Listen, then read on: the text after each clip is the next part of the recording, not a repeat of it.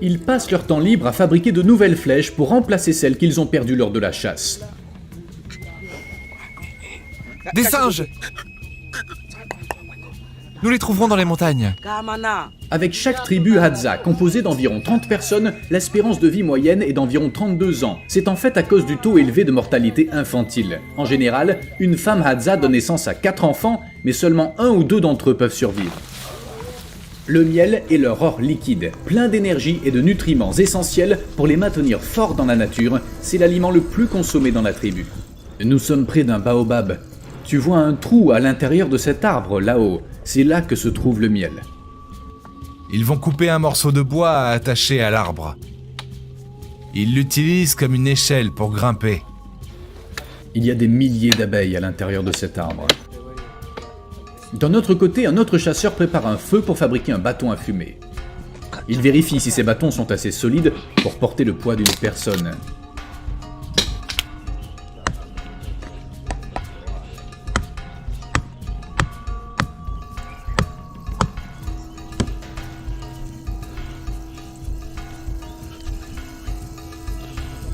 Maintenant, il met le bâton qui fume dans la ruche pour calmer les abeilles pendant un court instant. Ce bourdonnement fort vient de milliers d'abeilles. Il se fait quand même piquer de nombreuses fois, mais supporte la douleur pour accéder au miel. Il doit se dépêcher car les abeilles vont sortir de la ruche et nous ne voulons pas qu'elles nous poursuivent.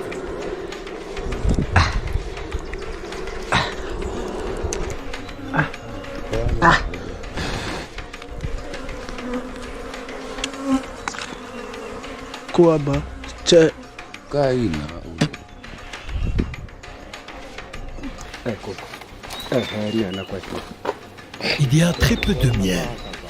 La saison n'est pas bonne. Nous devrions attendre un peu plus longtemps. Il y a très peu de miel dedans. C'est surtout de la cire. Il y a quelques larves à l'intérieur. Laissez-moi vous montrer. Pour les Hadza, le miel n'est pas seulement de la nourriture, mais aussi leur monnaie d'échange. Ils l'échangent contre des outils métalliques tranchants, des perles de verre, des chaussures en pneus et de la farine de maïs. Ils n'utilisent pas d'argent, ni même de système numérique développé pour compter. En Hadzané, 1 et 2 sont les seuls chiffres. Même aujourd'hui, ils ne suivent pas le temps. Les horloges et les calendriers n'ont pas leur place ici. Ils n'ont pas d'événements basés sur le temps comme les anniversaires ou les fêtes religieuses. Sait-il quel âge il a ? Je ne sais pas, ça n'a pas d'importance. De nos jours, certains d'entre eux ont appris la langue officielle de la Tanzanie et ont emprunté des chiffres, mais la plupart ne peuvent toujours pas compter jusqu'à 10. Pour exprimer des nombres au-delà de 5, comme le 8 dans ce cas, il doit les combiner. Combien ? Ici 5.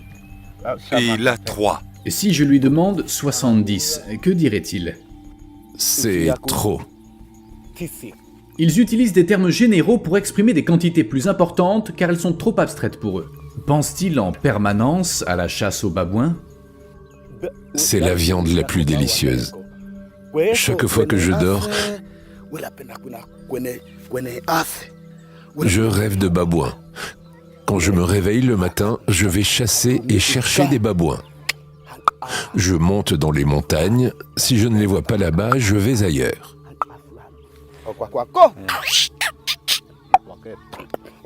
Ils pleurent comme ça. Après avoir dormi quelques heures, nous nous préparons pour une plus grande chasse à 4 heures du matin le deuxième jour. C'est notre deuxième jour au camp et nous irons chasser les antilopes et les babouins. Pendant que nous suivrons les animaux, un membre de l'équipe restera ici et filmera la vie au camp. Les hommes qui ne vont pas à la chasse aujourd'hui réparent leurs outils. Ils sont à court de poison, donc d'abord, ce jeune garçon et ce vieil homme parcourent une longue route pour aller chercher un seau d'eau.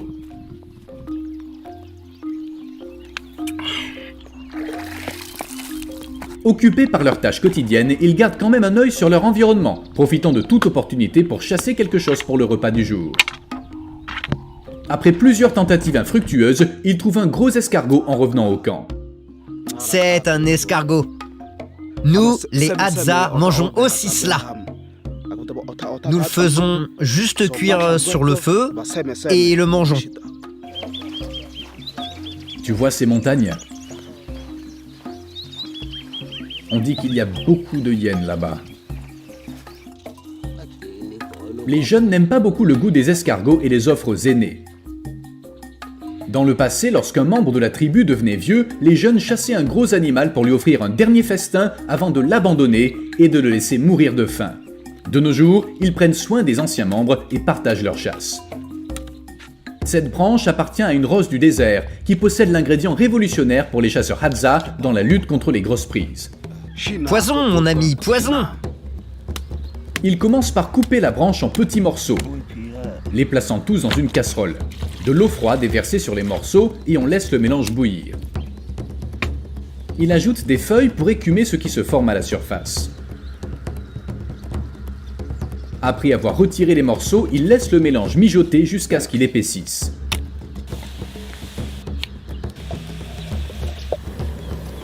Avec un dernier coup de cuillère, il transfère le résultat sur un rocher et ajoute un peu d'eau.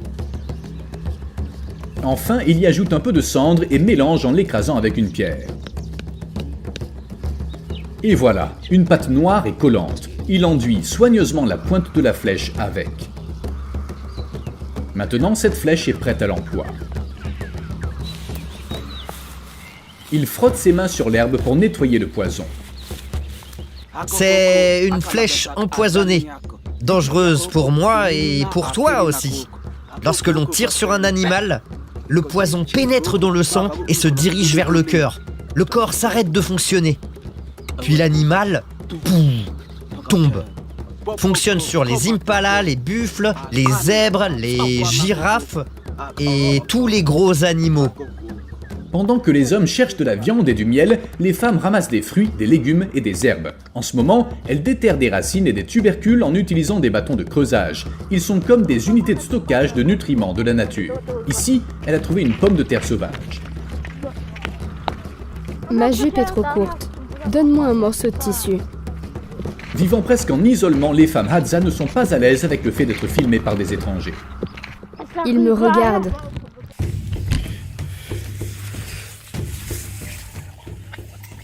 Un porc-épic est passé ici. C'est tout frais. Il était là il n'y a pas longtemps. Porc-épic.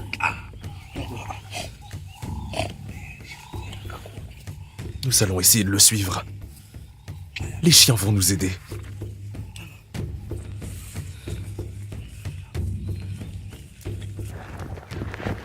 Regardez, le porc a creusé ici. Une autre égratignure sur cet arbre. Ils ont entendu un craquement et s'arrêtent maintenant pour essayer de comprendre d'où vient le bruit. Ils vont vérifier s'il y a quelque chose à enquêter ou à chasser.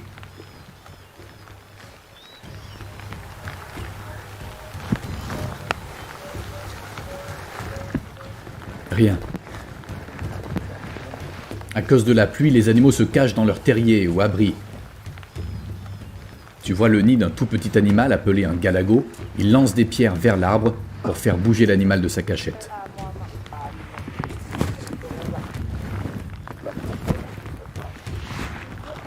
Il est temps de courir.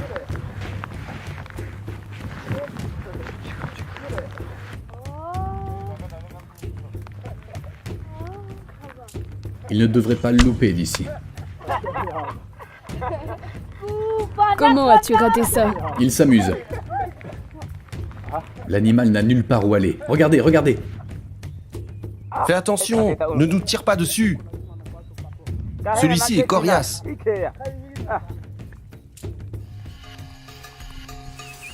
En voici un autre. Le garçon a repéré un autre nid de galago. Il se cache à l'intérieur. Après la deuxième tentative, il devient incapable de bouger. Il est en train de se frayer un chemin pour grimper à l'arbre. Le garçon a commencé à grimper vers le nid du galago. Il se rapproche et l'a eu, juste par la queue. Les yeux du galago sont remplis d'inquiétude. Il serre fermement son nid, essayant de se protéger. Mais il n'y a plus de chance pour le petit.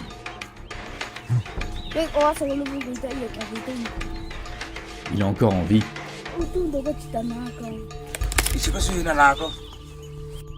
Il met fin à sa vie. Cet animal s'appelle le galago.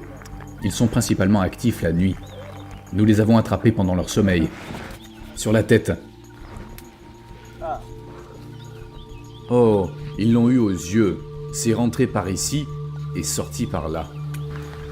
Regarde les mains de l'animal, elles sont similaires à celles des singes. Pendant ce temps de retour au camp, 2 jeunes sont à la chasse. Ils sifflent exactement comme l'oiseau pour le piéger.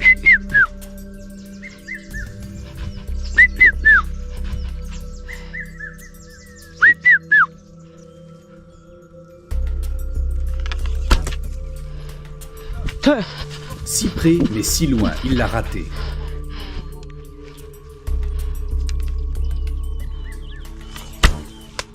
Il est tombé. Mais à la 3e tentative, il en a eu un, juste dans le ciel.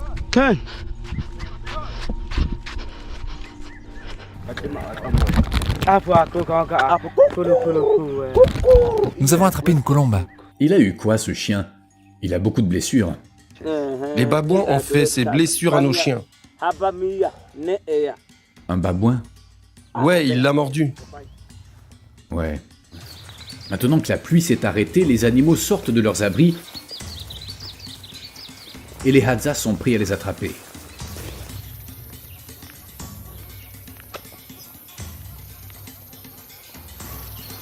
Il l'a eu. Un très bel oiseau. Tu vois cette plante, mon ami? Ne la touche pas, ou ça te démangera pendant des jours. J'en ai déjà touché une par accident. C'est une horreur tellement ça démange. Les chiens semblent si sûrs. Il y a certainement quelque chose.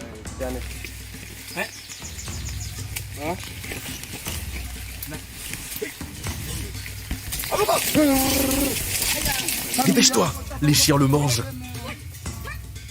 Je n'ai pas mon arc avec moi. Je ne vois pas mes flèches non plus. Bien qu'ils soient souvent fidèles, parfois les chiens agissent plus rapidement que les chasseurs Hadza et prennent la chasse pour eux-mêmes. Il essaie d'attraper l'oiseau avec sa main. Sakoro et les autres chasseurs sont maintenant épuisés. En faisant une pause dans la chasse, nous retournons au camp. Maintenant, nous avons faim. Nous devons manger. Quand était la dernière fois qu'il a mangé? Je n'ai eu que le dîner hier.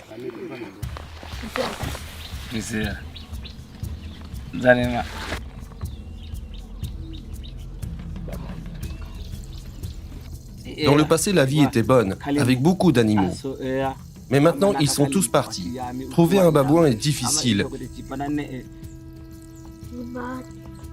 Ils sont plus intelligents maintenant.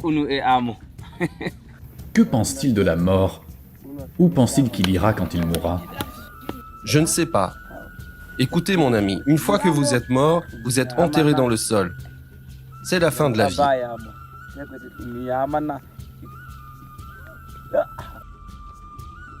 Les jeunes apprennent encore à tirer une flèche, et c'est leur heure de cours.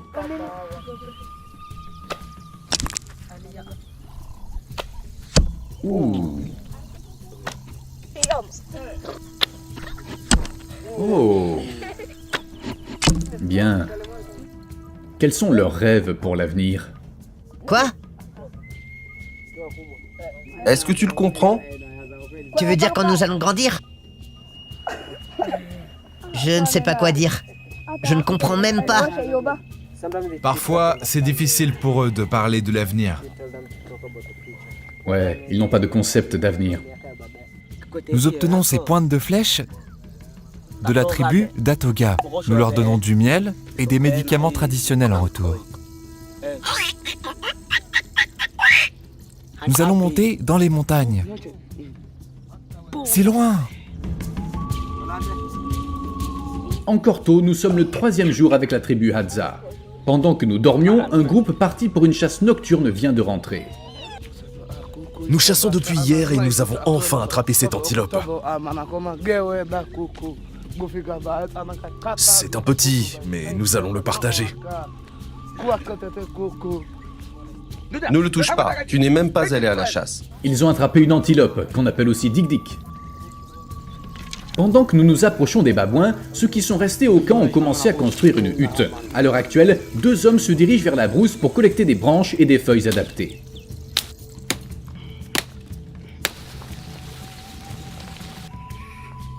Les babouins sont des animaux intelligents. Ils se déplacent quand ils sentent quelque chose. Ils n'aiment pas le contact humain.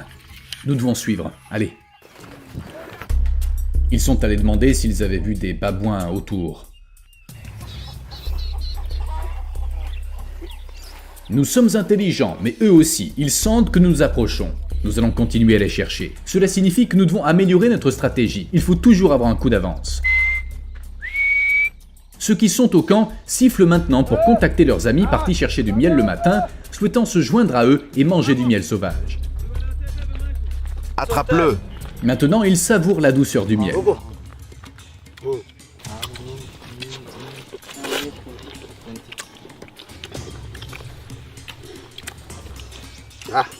Le miel est sucré, mais les abeilles sont folles. Parfois, je déteste les abeilles. Mais elles te donnent du miel pour nourrir ton estomac.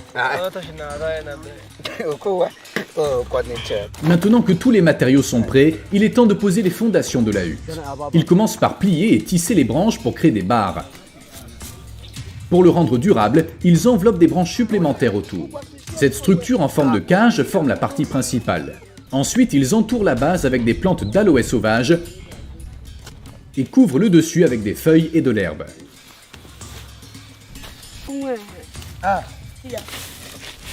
Pour les touches finales, ils glissent quelques fleurs blanches. Et voilà, en quelques heures, une nouvelle maison est prête, offerte à ce jeune père et à sa famille. La maison est terminée. Et vous pouvez dormir dedans. Jetons un coup d'œil. Juste pour vous dire que la hutte est géniale. Parle. Les babouins grimpent sur ces arbres baobab, donc nous vérifions chaque arbre. Mais notre objectif principal est d'atteindre ces rochers. Ils disent que les babouins vivent là-bas. En marchant le long du chemin, nous repérons un groupe de damans se cachant dans les rochers en dessous. Ils ont attrapé les 5 damans. Maintenant, il est temps de passer aux babouins. Ils mangent avidement l'estomac, rempli d'un mélange presque fécal de nourriture à moitié digérée et d'acide gastrique. Sakuro dit qu'ils ont vérifié toutes les zones et n'ont trouvé aucun babouin, mais nous tenterons notre chance pendant la nuit. Les babouins peuvent apprendre de leurs expériences passées, évitant les endroits où ils ont été menacés. On dirait qu'ils ont abandonné cet endroit. Les Hadza adaptent leur stratégie. Ils chasseront les babouins dans une autre partie de la région ce soir. Tant les prédateurs que les proies apprennent et s'adaptent constamment. C'est comme jouer à cache-cache mais dans un environnement sauvage. Maintenant, nous sommes à la chasse aux babouins. Il fait de plus en plus sombre. Certains membres de la tribu ont repéré où ils vivent. Ils sont sur un arbre. Nous serons extra silencieux. Les babouins ne sont pas des animaux nocturnes. Ils sont actifs le matin et la nuit, ils dorment dans les arbres où ils sont protégés des prédateurs, principalement des léopards, des hyènes et des humains. Nous allons augmenter la sensibilité ISO de la caméra et être capable de voir avec du bruit. Je ne peux pas voir à 1 centimètre devant moi. Nous devons rester près des chasseurs. Nous ne voulons pas être accidentellement touchés par une flèche empoisonnée. Nous nous dirigeons plus profondément dans l'habitat des babouins. J'ai l'impression que nous perturbons la forêt.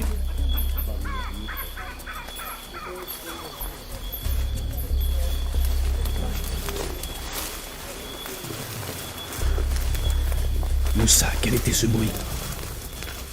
Une sorte de galago. Un grand.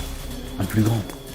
Les babouins vivent en grands groupes appelés troupes. Ils veillent les uns sur les autres, alertent le groupe des dangers possibles et se défendent collectivement contre les menaces.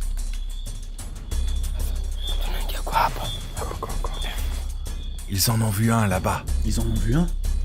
Oui. Ils ont dit qu'ils en avaient vu un là-bas.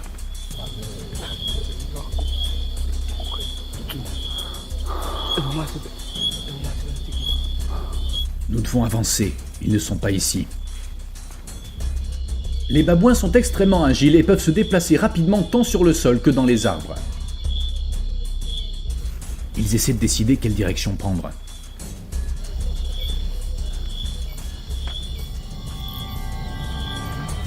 Faites attention, c'est glissant. Nous longeons le bord du ruisseau et il y a une pente raide en dessous. C'est si étroit, même pour qu'une seule personne puisse passer.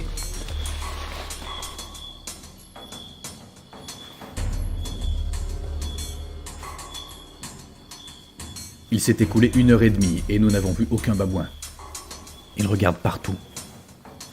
La nuit dernière, nous n'avons rien pu filmer d'intéressant. Après 3 jours de traque et de poursuites difficiles, les chasseurs Hadza sont rentrés chez eux les mains vides, sans babouin pour leur famille. Cependant, pendant le processus de montage, nous avons découvert qu'une seule image révèle qu'un babouin fuyait en sautant de branche en branche lorsque les lumières se sont éteintes. Ils étaient conscients des limitations physiques des humains et ont patiemment attendu que les lumières s'éteignent pour s'enfuir silencieusement dans l'obscurité. Cette tournure inattendue montre que la survie ne favorise pas toujours les plus forts ou les plus intelligents. C'est une question d'adaptabilité. Nous en sommes venus à la fin de la chasse aux babouins.